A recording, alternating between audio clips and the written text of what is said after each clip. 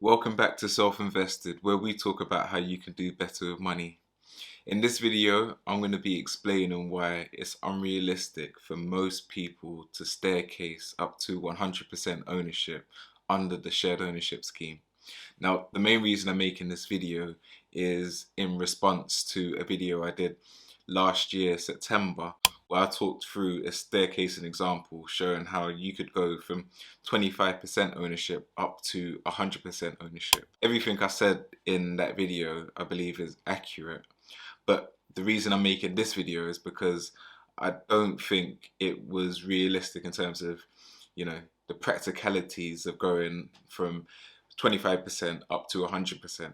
I also think for most people, even going from 75% ownership, which is the most you can own with shared ownership, up to 100% is unrealistic. And in this video, I'm going to explain why that is.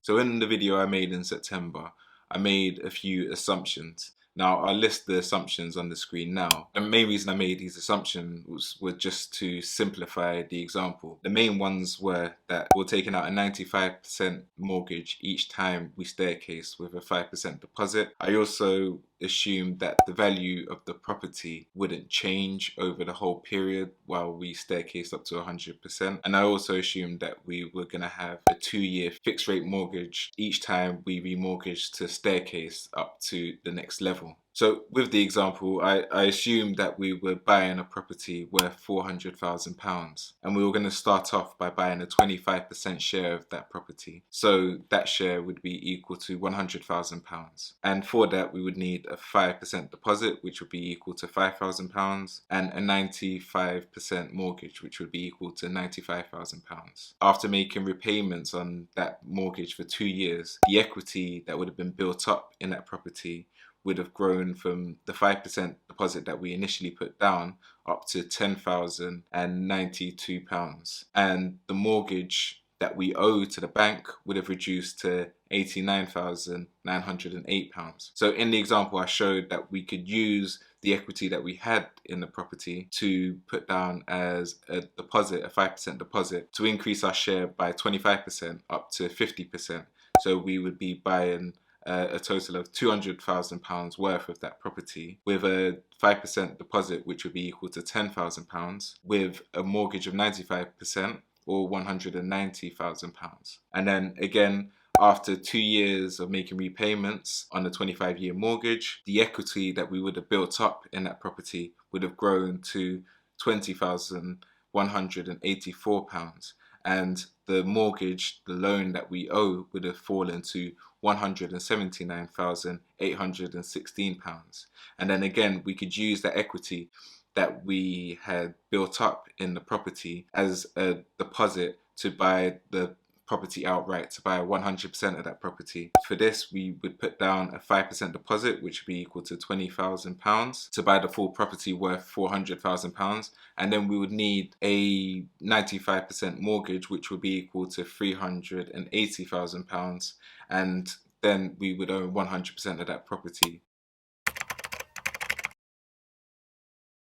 Now, this example works, the numbers work, the numbers are accurate, but what I don't talk about in the video I made in September was the fact that you would need a bigger salary to get that bigger mortgage. Say, for example, with that £95,000 mortgage that we get with a 25% share of the building, we would only need a salary of £21,000. But when we increased our share of ownership to 50% and we needed a £190,000 mortgage, the salary we would need to be able to afford that is £42,000. And that's because lenders typically only lend you 4.5 times your salary. For most people, it's going to be unrealistic for them to double their salary in 2 years or in any short period of time. The only way realistically you're going to be able to increase your salary or get a bigger mortgage for this example is if you bought that property initially as a single person and then you had a partner that you were able to combine your salaries together with so that you could get a bigger mortgage. But if you're doing it by yourself or you'd already bought it as a couple, it's unrealistic that you're going to be able to double your salaries to afford that bigger mortgage. And then again, from staircasing from 50% up to 100%, we would need a mortgage of £380,000, which would require a salary of £84,000. I think for most people, going from a 21k salary to a £84,000 salary in the space of 4 years is very unrealistic. Even to do that over a decade or even 2 decades is going to be very unrealistic. So although you may be able to save up a big enough deposit by making your repayments and building equity in your property, the fact that you need a bigger mortgage, and for that you will need a bigger salary to afford that mortgage, makes it unrealistic for most people to buy 100% of their property. Let me just go a bit further, because you may think that, all right, if I was able to afford 75% of that property from the outset, then there's a better chance that, you know, later down the line, I would be able to afford 100% of that property. Now, that may well be true, but the same situation or the same rules apply. So say, for example, you were buying a 75% share of that £400,000 property. You would be buying a share of the property worth £300,000, and you would need a 5% deposit, so that would be equal to £15,000, and you would need a mortgage of £285,000. This would require a salary of just under £67,000 a year. If you wanted to staircase to 100%, you would need to increase your deposit from £15,000 to £20,000, which doesn't sound too unrealistic, to be fair, but then you would need a bigger mortgage of £380,000 if you were putting down a 5% deposit. A £380,000 mortgage would require an £84,000 salary. 67,000 is quite a big salary, but then to increase it by almost a third up to 84,000 is quite a big jump. Now, say you were very good with money and you were able to, you know, save an even bigger deposit. So instead of 20k, you were able to put down 40k to buy 100% of that property that's worth £400,000. So a 10% deposit. And say you were to get a 90% mortgage, which is quite typical, which would be equal to £360,000, you would still need a salary of £80,000. Now, for most people, to increase your salary from 67,000 to 80,000 in a short period of time is likely to be a bit of a stretch. Now, it is possible, it's not impossible, but I think for most people, it's unlikely. We also need to factor in how salaries increase over time compared to how house prices increase over time. According to the Office of National Statistics, salary growth on average over the last 20 years, between 2001 and the year 2020, increased at around 2.8%.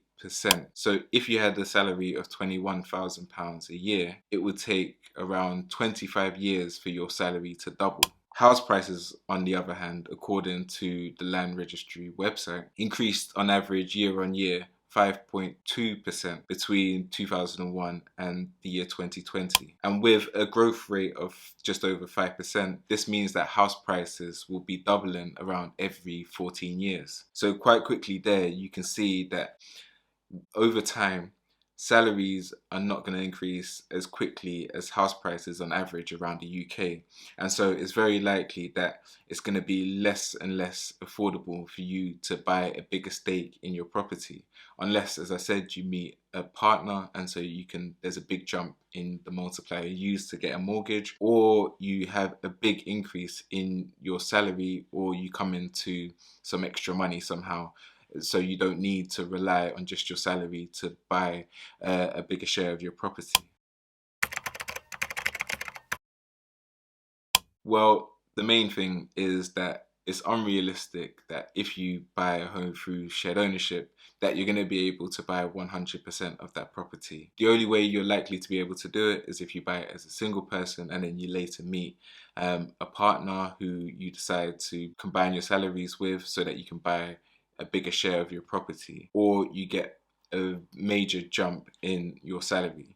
Other than that, it's very unlikely that you're going to be able to staircase to 100%, even if you have the largest share that you can get with a shared ownership property, 75%.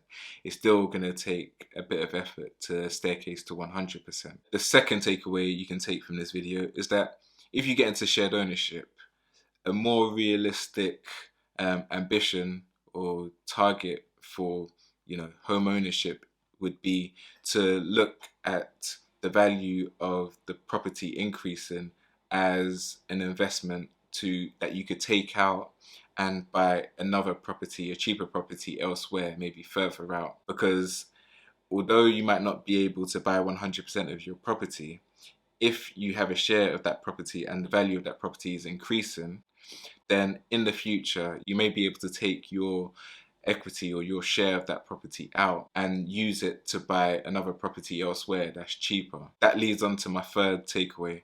I think if I thought in the future, the foreseeable future, there was a realistic chance for me to be able to buy a property outright, maybe in a slightly cheaper area, maybe a property needed a bit of work, I would most likely save up for a bit longer, look in a slightly cheaper area, and buy a property outright rather than use the shared ownership scheme. Because if you buy a property through the shared ownership scheme, and that's your first property, you're going to lose your first time buyer advantage that you get with stamp duty. Currently, when you buy your first property after stamp duty holiday ends, you won't have to pay any stamp duty on a property or a property's value up to £300,000. Now, if you use that by buying a shared ownership home, that means that you lose that when you move to your next property that you plan to buy outright. Anyway, that brings us to the end of this video. Please let me know your thoughts down in the comments, and I'll catch you in the next one. Take care. Bye.